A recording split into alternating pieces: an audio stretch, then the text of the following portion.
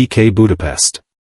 Its players lacked the bulky physical build of English footballers yet boasted sharp agility and creative football intelligence. On Budapest's green turf, Hogan launched his most systematic, poetic training curriculum. He ordered trainees to discard heavy leather boots and train barefoot to feel every subtle contact between skin and leather. Chalk geometric grids marked the training field, forcing disciplined positional passing and movement along calculated lines. Football wins not by brute body contact but by outrunning opponents with intelligent ball circulation became Hungary's core football creed. Under his tutelage, MTK Budapest dominated Hungarian league seasons with a string of titles, their fluid football enchanting all Eastern Europe. Crucially, he mentored Martin Bukovi and Gustav Sebes, the mastermind behind Hungary's iconic golden generation, passing on his full tactical research, spatial stretching logic and the embryonic false nine formation that would shock global football later.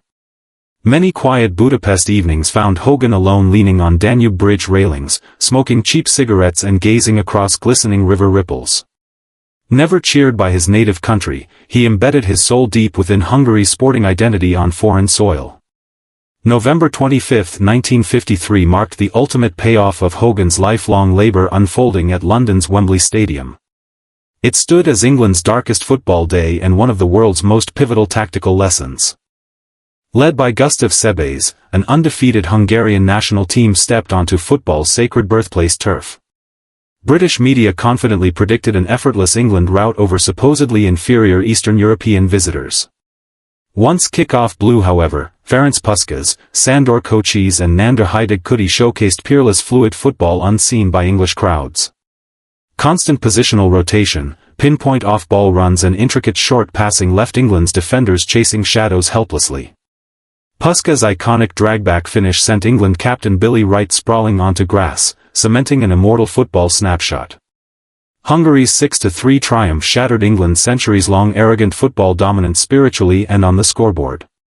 Seated unnoticed in a distant corner amid Wembley's roaring 100,000 crowd, the 70-year-old Hogan watched calmly wrapped in a frayed overcoat, hands tucked inside his pockets. Watching Hungary's seamless ball movement, he flashed back to rag-bound camp footballs, Café Central sugar cube tactics and barefoot Budapest youth players. While England mourned its historic collapse, Hogan understood his decades-old football philosophy had finally been performed out loud on the grandest stage. Those who once mocked, shunned, and belittled him were forced to taste the bitter fruit grown from his foreign-bred tactical genius on their own sacred home ground. Following Wembley's seismic upset, Jimmy Hogan never received belated national hero treatment in Britain and remained a forgotten elderly coach.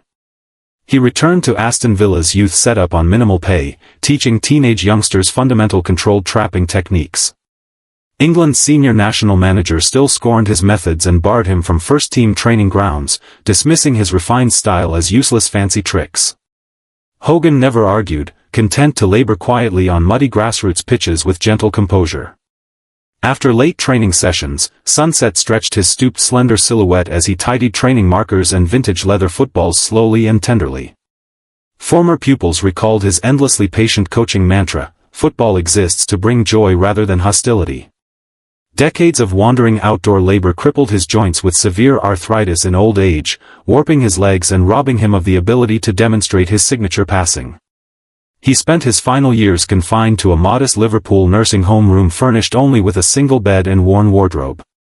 No championship trophies or medals lined his space, merely faded black and white coaching photos where he always stood aside to center his players. He passed away peacefully in his sleep on a cold winter day of 1974, aged 92. His funeral remained modest and sparsely attended. No FA executives or star footballers appeared, only a handful of aging former amateur pupils braved frigid winds to bid him farewell. Britain denied him due honor in his lifetime, yet history never erases genuine pioneering spirits.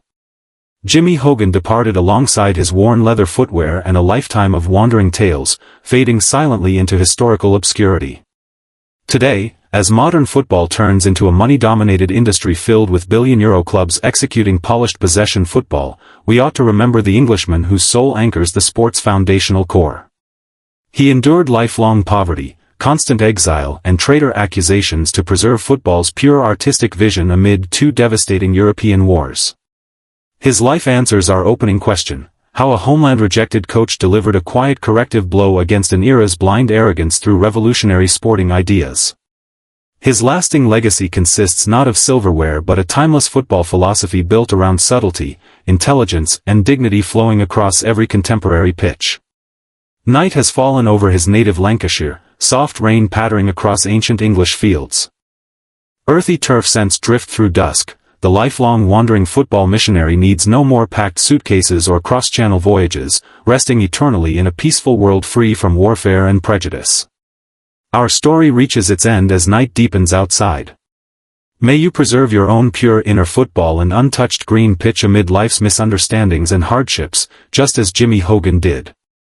Close your eyes, relax your limbs and drift into restful sleep. Good night.